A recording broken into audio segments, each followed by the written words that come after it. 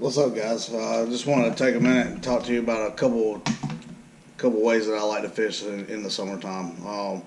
One, I like to throw a Zoom Ultra Vibe Speed Worm, 3/16 ounce weight. I'm going to throw that on 15-pound high seas fluorocarbon line with a 3/0 trapper tackle hook.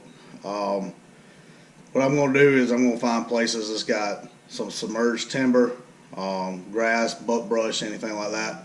Throw this bait up there, let it sink to the bottom, then I'm going to slow roll it across the bottom. When I rig this bait, I want that cut in the tail.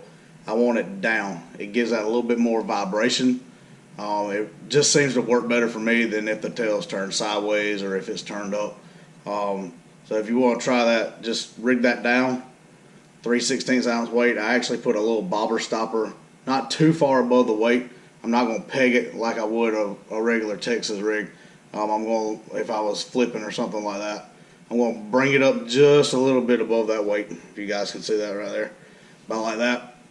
And that way my bait will actually stand up a little bit when I let it fall to the bottom. Another one would be, let me reach over here. It's going to be a jig. I really like a jig, especially if I'm fishing offshore humps, brush, anything like that. But what I'll do is I like the Buckeye Lures mop jig.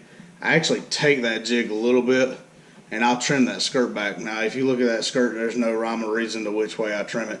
Just gives it a little bit more flair.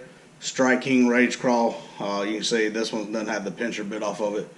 But I go one section back on those, and I'll actually cut that off. Gives it a little bit more of a tighter look to it. It's not as big, not as bulky. Sometimes those fish don't like that. They see a lot of big things offshore, big crankbaits, big jigs, 1 ounce, 3/4 ounce jigs, and a big trailer. So a lot of times on high pressure water, I'll just dial it back a little bit. But give these tips a try. I'm going to throw that on 15-pound fluorocarbon as well. If I'm fishing a lot of heavy brush or big offshore rock piles, I'll probably upsize that to 20. But give these tips a try. See how it works for you on the next fishing trip. Guys, have a blessed day. Thanks.